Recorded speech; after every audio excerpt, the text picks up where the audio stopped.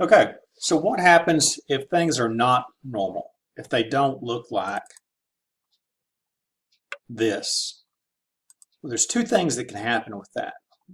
One is that they can become skewed, which means that it's pulled one direction or the other. And the other one is the data can experience something called kurtosis. You don't have to remember those words. You just need to understand the concept and what is happening. So the first thing that happens is something called skewing. So here's a normal curve. Think back to what we said about the superintendent or the district level data. There are one or two people who are pulling that average up. And this is what happens when data becomes skewed.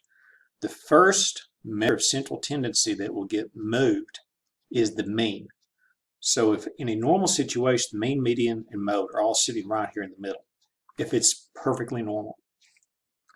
When it's not, the first thing that starts to move away is the mean, and the mean will be out here.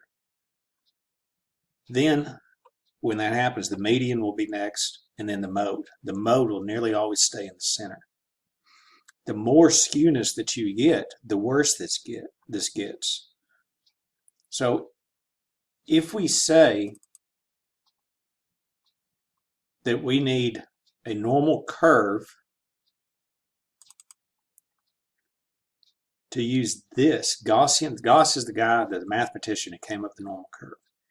If we need a normal curve to do that, but our data is actually like this, and we didn't do anything to fix it, to correct that, then we're making a mistake. We're using the wrong test. It doesn't mean we can't test the data, but we either need to correct it or move over here. Same thing happens the other direction. If there are one or two really, really low scores, for example, that pull an average down, and you don't do anything to correct that, then you're now dealing with non-normal distributions. And one or two things need to happen. It either needs to be corrected or you need to switch the type of test you're using. The challenge is you don't see that happen very often. People just leave the data like it is. They don't pay attention to the skewness or kurtosis and keep right on moving. So the kurtosis is something else that happens. And it has to do with how this is distributed. So a normal curve is called a Platykurtic curve. If, for example, all of the scores are jammed up right in the middle, meaning there's not a much standard distribution. So if you were to look at this, you're going to get 90% of the population right here. So your standard deviation moves towards the center.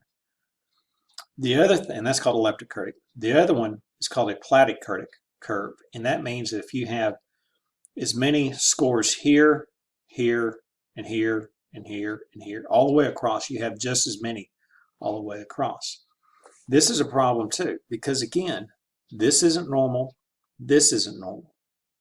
So it either needs to be corrected or you use a non-Gaussian test.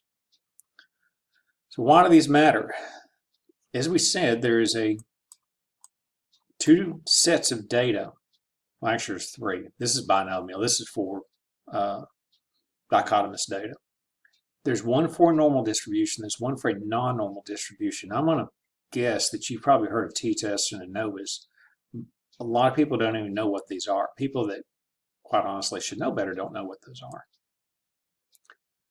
So you need to be able to fix the skewness and or kurtosis or select a test for non-normal distribution. I'm going to show you this briefly. You don't have to do this yet, but what happens is you can, before you ever do any test, a t-test, an unpaired t-test, ANOVA, you can have the software program, SPSS, run an analysis for you, and it will tell you the level of skewness and the level of kurtosis. So very briefly, if it's a negative skewness, that means that data looks like this one right here. If it's a negative kurtosis, it looks like this. So what has happened in this data set is there's a very, very negative number that's pulling the average down, and there's a pretty normal distribution of data along this line. So you can correct that, and what you're doing when you correct, I say you correct it, is you're actually throwing out data. If it's flattened out and we have this, then probably if you remove some of the data here,